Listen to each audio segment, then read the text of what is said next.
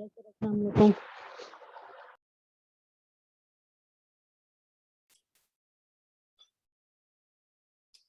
Bismillahirrahmanirrahim. Assalamu alaikum. Respected dear students, this is your course instructor Fadl Shabazz Khan speaking to you right now, and once again I'm back with yet another lecture.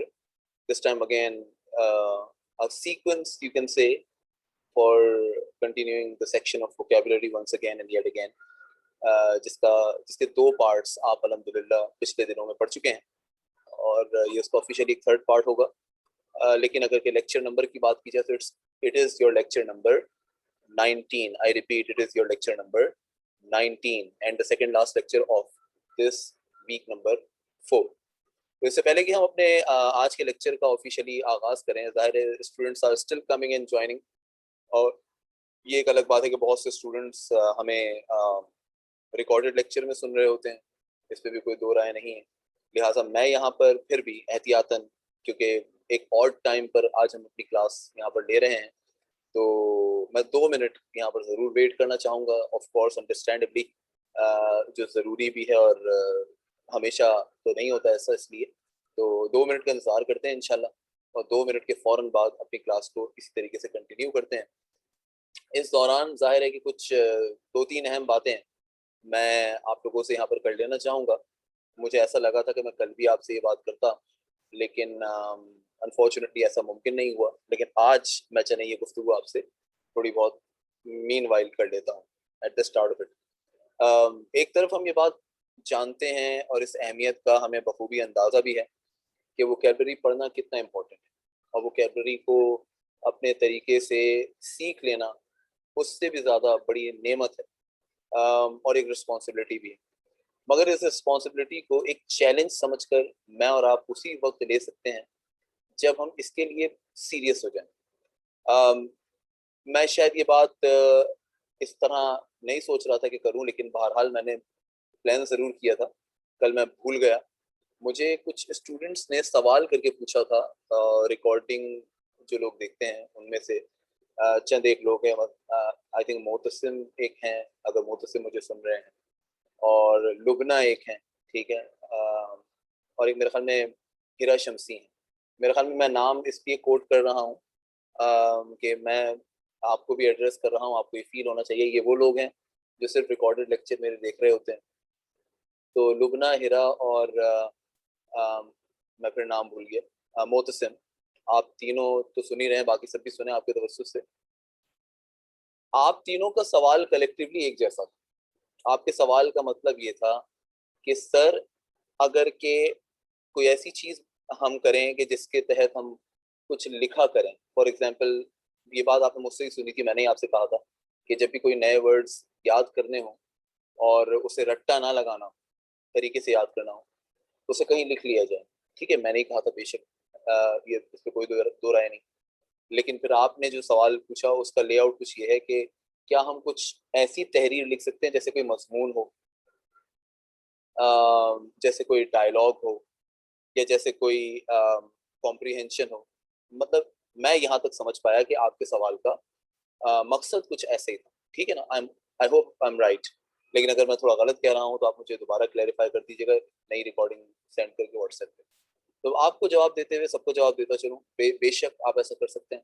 ठीक है, आप एक तहरीर लिख रहे हैं, आप एक पैराग्राफ लिख रहे हैं, आप ये पैराग्राफ अपनी रोज़मर्रा की रूटीन पर लिख सकते हैं, आप ये पैराग्राफ अपने गुजरे हुए कल के बारे में लिख सकते हैं, आप ये पैराग्राफ अपने आने वाले कल की प्लानिंग के ऊपर लिख सकते हैं, आप ये पैराग्राफ किसी पर्सनैलिटी के ऊपर लिख सकते हैं, आप ऐसा ही कोई ऐसे या कोई भी पैराग्राफ अपने किसी दोस्त के ऊपर लिख सकते हैं. मतलब कोई ऐसी चीज़ ज़रूर तहरीर कर लें जो आपको लगता है कि आप अच्छे से लिख सकते हैं.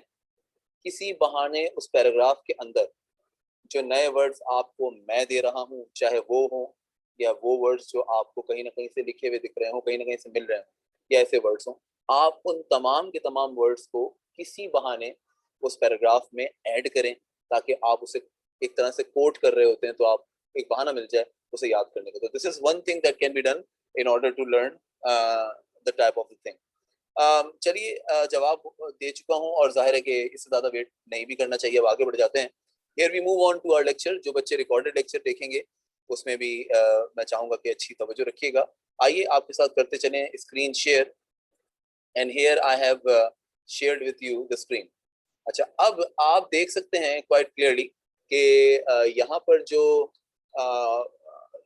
स्लाइड्स आपके सामने, स्लाइड्स को मैं बाद में लेके आऊंगा, जो पोर्शन मैंने आपके सामने अपनी मनपसंद किताब को ओपन किया है, उस पोर्शन में आज हम डिस्कस करने जा रहे हैं सफिक्सेस।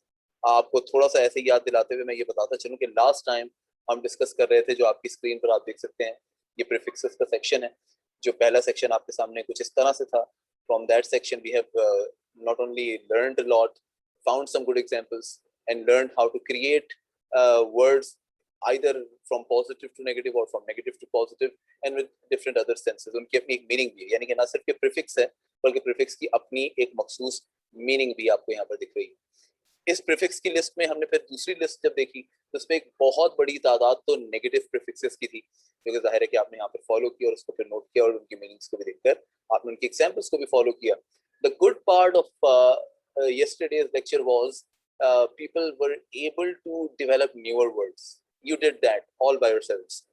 Hats off. और कहना पड़ेगा कि रिकॉर्डिंग में भी कुछ लोगों ने कोशिश की, कुछ लोग बहुत इंटरेस्ट लेते हैं चीज़ों पर। हैट्स ऑफ टू यू, आप लोगों ने बहुत ट्राई किया। लेकिन कुछ ऐसे अभी भी हैं जो रिकॉर्डिंग तो शायद ले रहे हैं लेकिन उनका कुछ पता नहीं होता। तो मैं आप लोगों से भी रिक्वेस्ट करूंगा कि आप भी अपने फीडबैक्स मुझे रिकॉर्डिंग में, जो सिर्फ रिकॉर्डिंग देख रहे हैं, वो जरूर यहाँ पर दिया करें, ठीक है ना। ये इंग्लिश लैंग्वेज का course, it's not a joke. हमें इसको थोड़ा सा सीरियस लेना होगा, और ये वोकेबलरी है, इसको सीखने के लिए सीरियस होना ही पड़ेगा। चलें, ये तो हो चुका प्रीफिक्स का पार्ट। आइए फिर हम बढ़ जाते हैं अपने आज के दूसरे हिस्से की तरफ, which is the part of suffixes. अच्छा, मेरी आवाज आखिरी बार ऐसी क्लियरेंस लेना चाहूंगा, क्या मेरी आवाज सबको बिल्कुल क्रिस्टल क्लियर सुनाई दे रही? Is it perfectly fine? अगर कोई मुझे अनम्यूट करके भी जवाब दे सकता है तो जरूर दे दे। सर क्लियर आ रही है? बस सही है, good, thank you so much for letting me know Akif. Here we move on, and now this is the portion of suffixes. Suffixes के बारे में जो एक की पॉइंट मैंने आपसे शेयर किया था, if you remember all that, तो मैं थोड़ा सा उस पर थोड़ी और रोशनी डालना चाहूंगा। प्रीफिक्सेस का काम है लफ्जों की पॉजिटिविटी और नेगेटिविटी को एक्सप्लोर करना। वर्ड को डिफाइन करने के लिए हम जाहिर है कि प्रीफिक्सेस का इस्तेमाल करते हैं, साब के यूज करते हैं। When we try to use suffixes or different suffixes, जिनको उर्दू में हम लाके कहते हैं, तो इनका इस्तेमाल वर्ड की फैमिली को डिटरमिन करने के लिए यूज किया जाता है। We know that all together कि एक वर्ड क्लासिफिकली नाउन है या वर्ब है या एडजेक्टिव है या एडवर्ब है, ये डिटरमिन करने के लिए हमें अगर के लफ्ज को उसका पोस्टमार्टम करना पड़े कि ये वर्ड क्या है, तो ये डिटरमिन करने के लिए उस वर्ड के एंड में या तो कोई मुनासिब सा सफिक्स लगा हुआ होगा जिसकी वजह से वो पहचाना जा रहा होगा, या तो उसमें कोई मुनासिब सा सफिक्स हमें लगाना पड़ेगा ताकि उसे पहचाना जा सके। यहाँ तक हमें बात समझ में आ गई थी, और ये थ्योरी भी खैर यहाँ पर आप देख सकते हैं लिखी हुई है। ऑफ कोर्स ये मैं आपको समझा चुका हूँ, तो इसको इन जनरल पढ़ने की जरूरत नहीं है। और ये मैं बार बार दोबारा आपसे कहूंगा कि I am not at my own place at the moment. आज का लेक्चर भी मैं कहीं और से ही ऑपरेट कर रहा हूँ, जाहिर है कि अपने घर पे नहीं हूँ, तो इसलिए ये जिस तरह के अरेंजमेंट आप देख रहे हैं ये मुझे करनी पड़ी इस तरीके से। और वाइट बोर्ड के ना होने की वजह से I am actually bound to use this kind of a lecture. However ये चीजें मुझे वैसे भी यूज करनी है, चाहे मैं अपने घर में ही कभी लेक्चर क्यों ना ले रहा हूँ। Anyway, let's move on. अब वर्ब हो, नाउन हो, एडजेक्टिव हो या एडवर्ब हो, इन चारों के ही देखा जाए तो अलग अलग सफिक्सेस हो सकते हैं और होते हैं। तो आइए आज हम आगाज कर लेते हैं वर्ब से। Let's talk about the suffixes of verb all together and specially. For example, जैसे आपके सामने एक लिस्ट यहाँ पर ओपन है, आप देख सकते हैं, जो कि वर्ब सफिक्सेस की है। मैं जरा इसको स्पेसिफिकली सामने रखता हूँ। अच्छा, अब आप इसे गौर से देख रहे हैं। सफिक्सेस का मतलब होता है किसी लफ्ज के एंड में जाकर जमा हो जाना। बहुत सारे ऐसे वर्ड्स हैं कि जिनको या तो हम नाउन कहें खुद से, या जिनको हम एडजेक्टिव कह सकते हैं।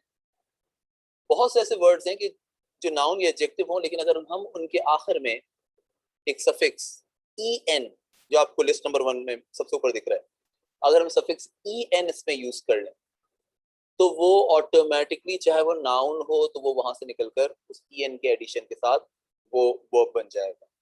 अगर कि वो एडजेक्टिव है तो en के एडिशन के साथ वो वर्ब बन जाएगा। मसलन एक वर्ड है, एक नाउन है स्ट्रेंथ। स्ट्रेंथ कहते हैं मजबूती को, ताकत को, ठीक है ना, मतलब पावर को कहते हैं। अगर स्ट्रेंथ नाउन है और मुझे चाहिए कि मैं स्ट्रेंथ की वो फैमिली ढूंढूं जो उसकी वर्ब हो, तो मुझे सिर्फ ये करना होगा कि मुझे स्ट्रेंथ के आगे एक अदद सफिक्स en का लगा देना होगा, जिससे वो स्ट्रेंथन में कन्वर्ट होते ही वर्ब में कन्वर्ट हो जाएगा और इस तरीके से उसकी फॉर्म्स भी बन जाएंगी। That's also true that strengthen is verbs first form, इसकी सेकंड फॉर्म फिर ed लगाकर स्ट्रेंथन हो जाएगी। सेकंड फॉर्म और थर्ड फॉर्म दोनों सेम होती हैं और फोर्थ फॉर्म स्ट्रेंथनिंग हो जाएगी। इस तरह वर्ब बनते ही इसकी मीनिंग वर्ब के हिसाब से चेंज हो गई। इसी तरह एक वर्ड है टाइट। अब आप देख सकते हैं tight, tight is an adjective. Now strength was noun जिसमें en लगाया गया तो वो बन गया वर्ब। अगर टाइट एक एडजेक्टिव है, किसी चीज को बयान किया जाए कि वो टाइट से बंधी हुई, तो टाइट के आगे भी अगर en लगा दिया जाए तो ये टाइट की एक और फैमिली में कन्वर्ट हो गया, which is a family of verb. So that now is pronounced as tighten. अब अगर टाइटन बन गया तो उसकी फिर फॉर्म्स बन गई। टाइटन खुद फर्स्ट फॉर्म है, टाइटेंड, टाइटेंड, सेकंड और थर्ड फॉर्म टाइटनिंग, ये इसकी फोर्थ फॉर्म बन गई। And this is how things move on, अगर आप इसको समझ रहे हैं, if you know what I mean. तो there is first suffix to create verb and it is to add en after most of the nouns as well as most of the adjectives, so that those words can be converted comfortably into verb or into the section of verb. तो anyway, जैसे कि आप देख सकते हैं, ऐसे ही बहुत सारे वर्ड्स हैं कि जिनके आखिर में नाउन वर्ब बनाने के लिए हम कोई और सफिक्स यूज कर सकते हैं in the shape of I, F, Y या सिर्फ एफ वाई। वैसे जेन्युइनली कहा जाए तो मैं एफ वाई को मेजर सफिक्स मानता हूँ, आई तो डेफिनेटली उसके साथ फिर लग ही जाता है। फॉर एग्जाम्पल अगर मैं कहूँ टेरर, अब टेरर एक ऐसा वर्ड है जो कि नाउन है। बहुत से वर्ड ऐसे हैं कि जिनमें सिर्फ हमें वर्ड ऐड नहीं करना होता, बहुत से ऐसे वर्ड हैं कि जिनमें हमें आखिर का एक वर्ड हिलाना पड़ता है, उसे इंटरचेंज करना पड़ता है, आगे पीछे करना पड़ता है, कोई बीच का वर्ड गायब करना पड़ जाता है और फिर कहीं जाकर हम कोई सफिक्स ऐड करते हैं तो वो फिर एक नई फैमिली में कन्वर्ट होता है। अब आप टेरर की एग्जांपल को गौर से देखिएगा। The spelling of actually the word terror as you can see is TERROR। अब अगर कि मुझे इसे वर्ब में कन्वर्ट करना है यानी टेरिफाई बनाना है, तो मैं इसमें आखिरी वाला जो आर है उसकी जगह भी चेंज करूंगा, पहले लेकर आऊंगा और ऑफ कोर्स मैं ओ को यहां से रिमूव कर दूंगा, तो आर है वो भी हट जाएगा, यानी ओ आर की जगह पर मुझे आई लगाना पड़ेगा और फिर एफ वाई यूज कर लूंगा। तो इस तरह वो टेरर से टेरिफाई बन गया। इसी तरीके से एक वर्ड है सिग्निफिकेंस। एक मिसाल, एक वर्ड है सिग्निफिकेंस, एक नाउन है, अहमियत, किसी चीज की अफादियत, क्वालिटी, कुछ भी कह सकते हैं आप सिग्निफिकेंस के लिए। अब सिग्निफिकेंस इज अ नाउन। अब अगर मुझे सिग्निफिकेंस का वर्ब निकालना है तो जाहिर है कि मुझे इसमें बहुत कुछ डिलीट करना पड़ेगा। मतलब मुझे आखिर में जो ANCE का जो सफिक्स है उसको यहाँ से रिमूव करना पड़ेगा और उस रिमूवल के बाद ही मैं इस काबिल हो सकूंगा कि मैं यहाँ पर कुछ नया पुट करके इसे वर्ब में ऑफिशियली कन्वर्ट कर सकूं। मसलन ANCE को रिमूव करने के बाद मैं इस पे लगा सकता हूँ IFY, सिग्निफी। अब आई हट जाएगा तो ये फाई हो जाएगा, सिग्निफाई, तो ये वर्ब बन गया, FY ही लग गया एंड में, लेकिन ANCE को हटा देने के बाद। ऐसे ही आप देख सकते हैं कि सिर्फ FY का सफिक्स भी इन्होंने यहाँ पे दोबारा लिख के दे दिया है, सिंपल से सिंप्लीफाई, ठीक है ना, टेरर से टेरिफाई। और बहुत इंपॉर्टेंट अगर देखा जाए वर्ब की सफिक्सेस की लिस्ट में, तो ये तीसरी चीज जो आप यहाँ पर देख रहे हैं, मतलब पहली EN, दूसरी FY जिसको हम IFY कह सकते हैं, तीसरी IZE और ISE। वैसे दोनों में कोई फर्क नहीं है, दोनों में फर्क सिर्फ इतना है, महज इतना है कि IZE बुनियादी तौर पर अमेरिकन है और ISE बुनियादी तौर पर British. It's just the difference of having words going through British Island और American। अगर कोई Excuse me, British sir. ISE use होगा और जो अमेरिकन है उसमें IZE यूज होगा। जी प्लीज। सर मेरे एक सवाल है। पूछिए। हम जैसे इंग्लिश हम तो एज अ इंटरनेशनल लैंग्वेज में पढ़ते हैं। मेरे काफी दिनों से सवाल जैसे माइंड में था, मैंने पूछिए। सोचा कि मैं पूछूं या नहीं पूछूं कि हाँ। इंग्लिश को दो हिस्सों में डिवाइड क्यों किया गया है, जैसे कि अमेरिकन और ब्रिटेन में क्यों डिवाइड किया गया है। अच्छा, मैं इसका जवाब देते हुए ये भी बता दूं कि बहुत डिटेल में तो खैर मैं नहीं जाऊंगा। इसकी वजह ये कि क्लास का टाइम बहुत इंपॉर्टेंट होता है। आपको पता है कि देखें, अभी देखते देखते हमें अंदाजा नहीं हुआ कि क्लास के 20 मिनट तकरीबन यहाँ पर ऑलमोस्ट गुजरने वाले हैं। चलें आपका जवाब फटाफट देते चलें। देखें, इंग्लिश खुद एक ऐसी जबान है जो कि कई जबानों से मिलकर बनी है। It's a combination of bunch of languages. अगर आपको ये बात नहीं पता थी तो मैं आपको बता रहा हूँ। It's a combination of multiple second type of languages such as um, French, German, Arabic, somehow Persian। इन सारी लैंग्वेजेस से मिलकर इंग्लिश का जन्म हुआ। और इंग्लिश किसी एक जगह जाकर जमा तो हुई, which is definitely called England, लेकिन इसका इस्तेमाल फिर कई मुल्कों में शुरू हुआ। अब आप ये सुनकर हैरान हो जाएंगे कि इंग्लिश लैंग्वेज है तो इंग्लैंड की जबान, लेकिन इंग्लैंड की जबान सिर्फ अमेरिका में नहीं, कनाडा में भी यूज होती है, ऑस्ट्रेलिया में भी यूज होती है, स्विट्जरलैंड में भी यूज होती है। अगर आप इन कंट्रीज में निकल जाएं, जर्मनी में यूज होती है, फ्रांस में यूज होती है। अगर आप इन कंट्रीज में निकल जाएं तो आपको वहां पर उनकी अलग ही इंग्लिश नजर आएगी। सेम इंग्लिश है, लेकिन किसी कंट्री में अगर उसका इस्तेमाल किया जा रहा होता है ना, तो उसमें कुछ चेंजेस आ जाती है। वो एक अलग बात है कि क्योंकि हम बिल्कुल ही डिफरेंट कंट्रीज हैं, such as we people are from Asia, तो हम जो है वो वही इंग्लिश पढ़ना पसंद करते हैं जो सही है, क्योंकि हमें तो सीखना है। लेकिन फ्रांस, इटली, कनाडा, इनकी बेसिस में इंग्लिश कहीं ना कहीं पहले से मौजूद है। तो हुआ ये कि जब इन्होंने एक अडॉप्टेड इंग्लिश को अपनी बेस वाली इंग्लिश से मिलाया, तो उसमें चेंजेस आ गई। इंग्लिश दो तरह की नहीं है, इंग्लिश 10 से 20 तरह की है दुनिया। मशहूर ब्रिटिश और अमेरिकन है। आप कनाडा चले जाएं, कनाडा की इंग्लिश अलग है, जर्मनी की इंग्लिश बिल्कुल डिफरेंट, फ्रांस की बिल्कुल अलग है सेम, ग्रामर सेम है, वर्डिंग सेम है, लेकिन कुछ ना कुछ उतार चढ़ाव ऐसे मिलेंगे, और कुछ नहीं तो बोलने का तरीका ही डिफरेंट मिल जाएगा, जिससे आप कहोगे यार इनकी लैंग्वेज तो बिल्कुल ही डिफरेंट लगती है। That's what happens. तो इसमें और डिटेल में कभी जिंदगी में इंशाल्लाह मौका मिला तो बात करेंगे। फिलहाल बढ़ जाते हैं आगे। Hope this answers Akif a good question that you asked. Of course मैं चाहूंगा कि बाज लोग और भी यहाँ पर सवाल करें। तो मैं बात कर रहा था वर्ब के तीसरे और सबसे अहम सफिक्स के बारे में, probably the last suffix of the verb, कि जिसमें हम लफ्जों के आखिर में जब आई जेड ई या आई एस ई का इजाफा करते हैं। जैसे अगर कि कोई वर्ड है ड्रामा, आप यहाँ पे देख सकते हैं जैसे लिखा हुआ ड्रामा, तो ड्रामा से वर्ड निकल सकता है ड्रामाटाइज। अब ड्रामा के आगे मुझे टी भी लगाना पड़ा, ठीक है, टी के बाद मैं इस काबिल हुआ कि मैं इसमें आई जेड ई या आई एस ई का इस्तेमाल कर लूँ। अगर आई जेड ई लगाऊंगा तो ये डेफिनेटली हमारा अमेरिकन ओरिएंटेड वर्ड बन जाएगा। अगर आई एस ई लगाऊंगा तो ये ब्रिटिश ओरिएंटेड वर्ड कहलाएगा। लेकिन बन तो वर्ब ही जाएगा ना, इसकी फॉर्म बन गई। Dramatise is the first form, dramatised, D लगा दें आप, सेकंड फॉर्म, थर्ड फॉर्म भी सेम, ड्रामाटाइजिंग, ठीक है ना, ये फोर्थ फॉर्म बन गई। इस तरह एक वर्ड है समरी।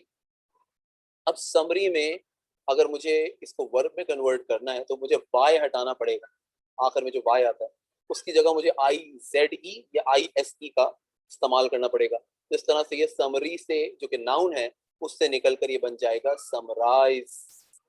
जैसे ड्रामा से ड्रामाटाइज, समरी से समराइज। क्रिटिसिज्म, क्रिटिक से क्रिटिसिज्म, ये नाउन है। क्रिटिसिज्म में मुझे आई एस एम वाला सफिक्स जो नाउन बनाता है उसको हटाना पड़ेगा, और उसकी जगह मुझे लगाना पड़ेगा आई एस ई, तो ये बन जाएगा क्रिटिसाइज, तनकीद करना। पहले सिर्फ ये तनकीद था क्रिटिसिज्म, जिससे चेंज करके हम बना सकते हैं क्रिटिसाइज। तो जो वर्ब के सफिक्सेस हैं, उम्मीद करता हूँ कि वो आपको क्लियर हो गए होंगे, और आपका जाहिर है कि इसमें कोई अगर सवाल है तो वो मुझसे बेशक यहाँ पर जरूर पूछिएगा।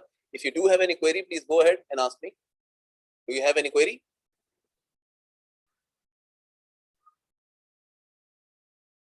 और डेफिनेटली मैं यही चाहूंगा कि आप में से जो स्टूडेंट्स इस वक्त मुझे सुन रहे हैं और जो मुझे रिकॉर्डेड लेक्चर में सुनेंगे, वो यहाँ अगर सवाल नहीं कर रहे तो रिकॉर्डिंग में जरूर मुझसे पूछ सकते नहीं हैं। नहीं सर, मुझे एक सवाल है। पूछे पूछे सर पूछे। एक जैसे अभी आपने IFY और FY के बारे में बता रहे थे ना, तो मेरे हम्म, ज़हन में एक और वर्ड, मेरे दिमाग में एक और वर्ड है, justify.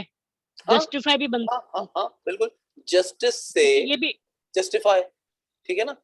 Justice is a is a noun, taken as a noun. अगर कि मुझे इसको वर्ब पे कन्वर्ट करना है तो ICE को हटाना पड़ेगा और मुझे इसमें फिर FY वाला सफिक्स मजीद कुछ सिलेबल्स के साथ मिलाकर इसको जस्टिफाई में कन्वर्ट करना पड़ेगा, ठीक है ना।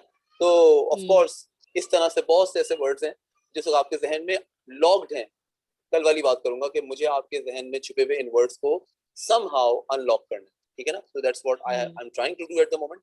वर्ब के अच्छा, सफिक्सेस एक एक और जगह नोट कर ले प्लीज जल्दी से, गिविंग यू हार्डली सर, 30 एक और मेरे सेकेंड्स। ज़हन में वर्ड आ रहा है, बोले मेरे बोले। ज़हन में को रियल का रियलाइज़ भी हो सकता है ना?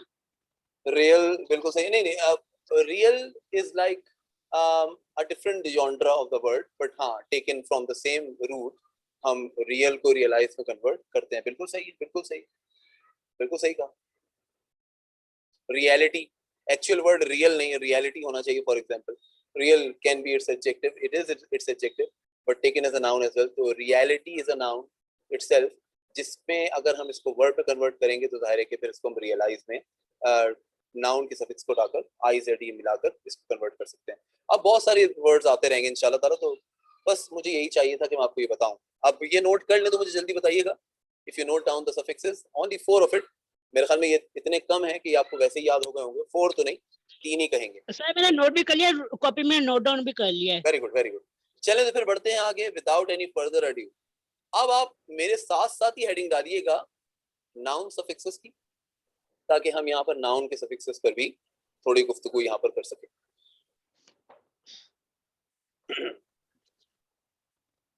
और जो बच्चे रिकॉर्डेड लेक्चर में, उनको भी जाहिर है कि मैं बार बार ये रिक्वेस्ट करूंगा कि वो साथ साथ लिखने की प्रैक्टिस जरूर जारी रखें। थोड़ी अनयूजुअल टाइम में आज क्लास हो रही है, इसके लिए मैं बड़ा माजूर हूँ, लेकिन आई थिंक कहीं ना कहीं हमें अच्छा भी लग रहा होगा कि हम थोड़ा जल्दी फ्री हो जाएंगे आज, यानी अपने यूजुअल टाइम से पहले। जो रात में क्लास होती है उससे पहले अगली क्लास फिर इंशाल्लाह आपकी रात में होगी, डोंट वरी अबाउट। चले जी, so let's talk about noun suffixes immediately. Noun के बहुत सारे सफिक्सेस, अगर इस लिस्ट को हम साथ साथ फॉलो कर रहे हैं और अगर सुनते हुए साथ साथ इसे नोट करने की कोशिश भी कर रहे हैं तो भी कोई I am okay with it, मुझे कोई ऐसा इशू नहीं है। But all I need is of course your 100% attention at the same time. अच्छा, अब अगर मैं सफिक्सेस को यहाँ पर देख रहा हूँ तो जाहिर है कि मैं इस बात का ख्याल रखूं कि आप की चीजें यहाँ पर मिक्स ना हो। मैं इस लिस्ट में बहुत सारे सफिक्स हैं, एक सफिक्स ऐसा है जिसको मैं यहाँ पर यहाँ से पिक करना चाहूंगा और मैं उसको जस्टिफाई करने की पहले कोशिश करूंगा कि ये वो सफिक्स है जो एक नहीं बल्कि दो तरीकों से दो तरह के वर्ड्स को बनाने में यूज होता है। मसलन अगर आप नंबर 2 देखें, 1 के से पहले मैं नंबर 2 डिस्कस कर रहा हूँ, इसमें जो सफिक्स लिखा हुआ है वो है AL। You can see that clearly, can you? That is AL। ये AL का सफिक्स ना सिर्फ के किसी भी वर्ड को नाउन बनाने के इस्तेमाल में आता है, बल्कि बहुत सारे ऐसे वर्ड्स हैं जो AL की वजह से एडजेक्टिव भी बनते हैं। क्या बन जाते हैं? एडजेक्टिव भी बन जाते हैं। तो ऑफ कोर्स ये जहन में रखना जरूरी है कि बाज ऐसे भी सफिक्सेस हैं जो कि ऑल राउंड वर्किंग करते हैं, किसी एक वर्ड को सिर्फ डिटरमिन नहीं करते बल्कि मोर देन वन वर्ड्स को डिटरमिन करते हैं, ठीक है। तो ऐसे ही दिमाग में रखने के लिए जब आप ये लिख रहे हो तो AL के आगे आपने छोटा सा ब्रैकेट में एक चीज और लिखनी है और वो है फॉर ADG ऑल्सो। ऐसे ही लिखते, याद रहेगा, लिख ही रहे ना एक बार, तो आपको ये याद रहेगा कि हाँ यार ये वो सफिक्स है जो नाउन में भी चलता है और एडजेक्टिव में। फॉर क्या adjective also, eighty ADJ short form है। ए ए डी जैसे ये लिखा जे हुआ है ना, जैसे ये देखें आप सामने स्क्रीन में, जी ये जी शॉर्ट फॉर्म दिखी है ना। मैं इन्हीं शॉर्ट फॉर्म को बार बार कोट करना पसंद करता हूँ। जैसे यहाँ पे आप देख सकते हैं कोई वर्ड वर्ब है, कोई नाउन है तो N है, वर्ब है तो B है, इसी तरीके से लिखने की आदत डालें। खैर चलें आगे बढ़ते हैं। ACY किसी भी कंडीशन को यानी स्टेट को शो करने के लिए यूज होता है या क्वालिटी को शो करने के लिए यूज होता है, मतलब इन अ सेंस देखा जाए मीनिंग वाइज भी। हालांकि हम इसको अमूमन मीनिंग के लिए यूज नहीं करते, हम इसको सिर्फ किसी भी वर्ड को नाउन में कन्वर्ट के लिए करने के लिए यूज करते हैं। फॉर एग्जांपल प्राइवेट है तो प्राइवेट में अगर ACY ऐड कर दिया जाए कुछ वर्ड्स को आगे पीछे से हटाकर, तो वो प्राइवेसी में कन्वर्ट हो जाता है। यानी कि TE को हटाया जाए तो वो CY के साथ एक नए वर्ड में नाउन में कन्वर्ट हो सकता है, ठीक है ना। ऐसे बहुत सारे वर्ड्स हैं, और मैं while speaking at the moment बहुत सारे वर्ड्स कहना चाह रहा हूँ, लेकिन वक्त की कमी के बायस मैं आगे बढ़ूंगा। लेकिन आपके जहन में अगर वर्ड्स आते हैं तो उसे यहाँ नहीं तो रिकॉर्डिंग में जरूर कोट करके मुझे बताइएगा। जैसा कि आप में से कुछ बच्चों ने लास्ट टाइम कल किया भी अल्हम्दुलिल्लाह। रिकॉर्डेड लेक्चर में बहुत सारे ऐसे स्टूडेंट्स हैं जिनकी मैं बार बार तारीफ कर रहा हूँ। अल्लाह करे कि वो हमेशा इसी तरह साबित कदम रहे, अल्लाह ताला आपकी एफर्ट्स को इसी तरह बनाए रखे। The second word is of course AL, जिसमें जाहिर है कि हम किसी किस्म के एक्ट और प्रोसेस के बारे में बात करते हैं। मसलन it's a common should I से सफिक्स, जो कि किसी वर्ड को नाउन बनाने के लिए यूज किया जाता है, जैसे रिफ्यूज से रिफ्यूजल, ठीक है ना। और ऐसे बहुत सारे वर्ड हैं। अब एक वर्ड आता है जहन में, सर एक मेरे कॉन्वर्सेशन। जहन में को वर्ड याद आ रहा है, यूजुअल। हाँ, यूजुअल भी तो बना। लेकिन यूजुअल जो है वो एडजेक्टिव है। यही तो आपको मैं समझाना चाह रहा था कि AL बहुत सारे वर्ड्स में जरूरी नहीं कि नाउन बनाने के लिए यूज हो। बहुत सारे वर्ड्स ऐसे हैं कि जिनमें AL का सफिक्स आता है, लेकिन वो एडजेक्टिव बनाने के लिए यूज होता है। मैं भी यही बताने वाला था, आपने यूजुअल की example they the, it's a complete adjective, use से यूजुअल, ठीक है ना। अब देखें, एक वर्ड है कॉन्वर्सेशन। अब कॉन्वर्सेशन खुद एक नाउन है। अगर मुझे इसको डिफाइन करना हो, डिस्क्राइब करना हो, एडजेक्टिव में कन्वर्ट करना हो, तो ये बन जाएगा कॉन्वर्सेशनल। कॉन्वर्सेशनल। तो अब AL लगा तो है, लेकिन अफसोस के साथ ये नाउन नहीं बना रहा, एडजेक्टिव बना रहा। तो एग्जांपल्स को बहुत सोच समझ के कोट करना है, इसलिए मैंने पहले इस पर बात की, ठीक है ना। तो AL की बहुत सारी एग्जांपल छांट कर निकालनी पड़ेगी हमें, सॉर्ट आउट करके कि जो नाउन के लिए। खैर, हमें तो सिर्फ सीखना है। कभी कोई वर्ड जहन में आ रहा हो तो हम उसको नाउन बनाने में अगर AL लगाकर उसका इस्तेमाल कर सकते हैं तो आसानी से कर सकें, इसलिए हम इसे देख रहे हैं। इसका खामखा जहन में जोर डालने की जरूरत नहीं भी। वोकैबुलरी को सीरियसली पढ़ें, लेकिन इंजॉय करें, so that you find it your own thing. मतलब किसी दोस्त को दोस्त नहीं भाई समझ लिया जाए तो उससे दोस्ती गहरी हो जाती है। तो इसी तरह वोकैबुलरी को बजाय ये कि मुश्किल तरीन समझकर या हवा समझकर पढ़ा जाए, डिफिकल्ट तरीन माना जाए, इससे बेहतर अगर उसे आसान तरीन और इंजॉयबल प्लेएबल बनाकर रखा जाए तो आपको याद रहता है हमेशा। खैर, आगे बढ़ते हैं। The word is ANCE। बास जगहों पे ये ANCE होता है और ENCE भी हो सकता है। वर्ड वर्ड की बात है, उसको देखकर हम यहाँ पर चेंजेस करते हैं। फॉर एग्जाम्पल, एक वर्ड है मेंटेनेंस। अब अगर मेंटेनेंस की बात हो रही है तो मेंटेनेंस में जो एंस ANCE लगता है वो ANCE है। इसी तरह अगर एक वर्ड है डिफरेंस या एक वर्ड है कॉन्फ्रेंस, तो इनमें जो हम एंडिंग यूज करते हैं वो ANCE नहीं होता, बल्कि वो होता है ENCE।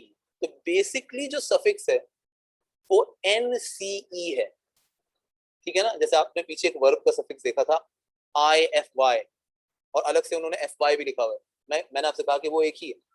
बेसिक सफिक्स FY था वर्ब बनाने के लिए। तो यहाँ पर भी बेसिक सफिक्स NCE है। वो कभी ANCE में कन्वर्ट हो जाता है तो कभी ENCE में कन्वर्ट हो जाता है, ठीक है ना। इस तरह के एग्जाम्पल्स आप देख सकते हैं। जैसे मेंटेनेंस और डिफरेंस के अलावा कॉन्फ्रेंस, और भी अटेंडेंस, ऐसे बहुत सारे वर्ड्स हैं। कॉन्फ्रेंस में ENCE, अटेंडेंस में ऑफ कोर्स ANCE। ऐसे बहुत सारे वर्ड्स हैं जो कि आप खुद से जब लिखते हैं और जब आप सोचेंगे तो आपको और बहुत सारे वर्ड्स मिलेंगे। रेफरेंस, ठीक है ना, और भी ऐसे वर्ड्स हैं।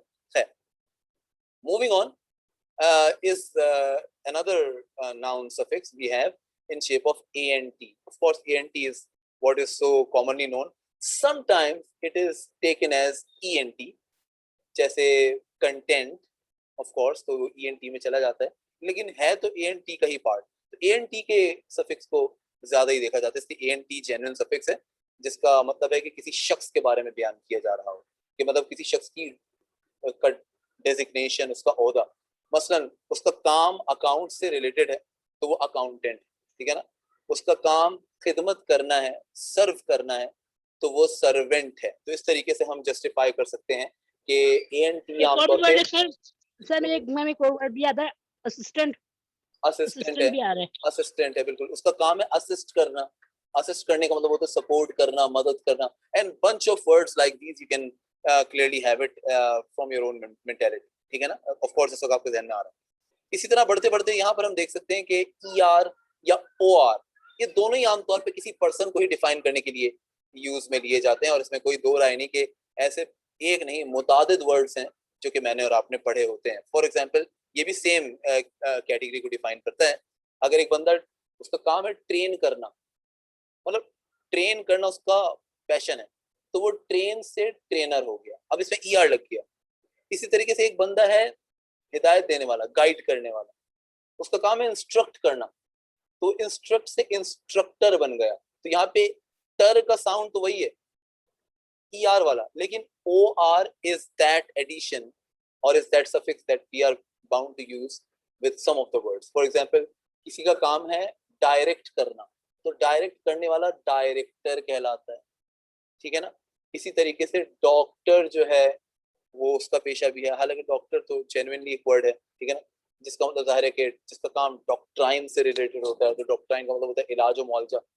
मतलब पोस्टमार्टम करेंगे तो डॉक्ट का भी आपको एक मतलब यहाँ पर नजर आ जाएगा। खैर bunch of words like that, ठीक है ना। और ऐसे बहुत से वर्ड हैं, फॉर एग्जांपल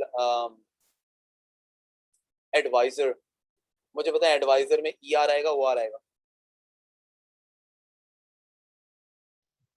कौन बताएगा? या आखिर में ई तो वैसे भी आता है, ऐसे ही है ना बेटा, जी सर, लेकिन ई आर नहीं आएगा, ओ आर आएगा। That's the English we are learning at the moment, ठीक है ना। हमें यहाँ पर अपनी छोटी बड़ी स्पेलिंग्स को भी दुरुस्त करना है, और यकीन मानिए सिर्फ आप ही नहीं, right now even being your teacher at the moment I do make some errors even today, क्योंकि इंग्लिश वो कहते हैं ना, अपने लफ्जों में कहूँ, इंग्लिश किसी के बाप की जागीर तो है नहीं, मेरी और आपकी तो खैर बिल्कुल भी नहीं है, since we are not the native speakers of England और ऑफ एनी सच कॉन्टिनेंट के जहाँ पर इंग्लिश बोली जाती है एज फर्स्ट लैंग्वेज। तो हमें तो मरते दम तक अलिफ बे ही सीखनी है, इसकी एंड हो जाता है इंसान का, लेकिन लैंग्वेज जो वो नई लैंग्वेज सीख रहा होता है वो मुकम्मल नहीं सीख पाता। तो ये गलतियां मुझसे भी होती हैं, कोई इसमें बुराई नहीं है, मगर कोशिश करते रहना is our priority. However, words like these would definitely be coming, and let's move on, shall we?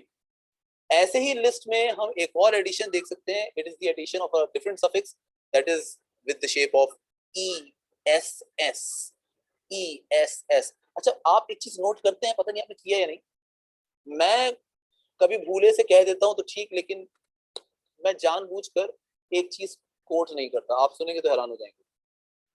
अगर किसी जगह एक चीज डबल लिखी हो ना, तो मैं उसको double L, double S, double A नहीं पढ़ूंगा। आपको क्या लगता है कि ऐसा मैं क्यों करूं?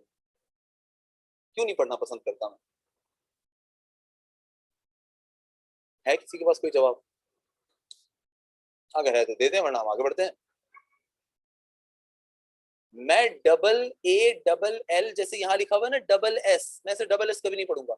इंग्लिश की इस्तेलाह में कभी भी डबल का वर्ड ऐसे यूज नहीं होता, डबल सिर्फ एक लेटर होता है। कौन बताएगा? डबल सिर्फ एक लेटर होता है, डबल ए नहीं होता, डबल बी नहीं होता, डबल जी नहीं होता, डबल सिर्फ एक लेटर होता है अल्फाबेट। है किसी के पास जवाब? शायद रिकॉर्डेड लेक्चर वाले इसका जवाब जानते हो, लेकिन जवाब तो नहीं दे पा रहे होंगे जी। सर डबल का कोई वर्ड तो नहीं होता आई थिंक? होता है, हमें पता नहीं है लेकिन होता है, और उसी में जो हम पढ़ते हैं, पढ़ते भी हैं। बताएं बताएं बताएं, आ गया होगा आपके ध्यान में, I think you got it. है किसी के ध्यान में?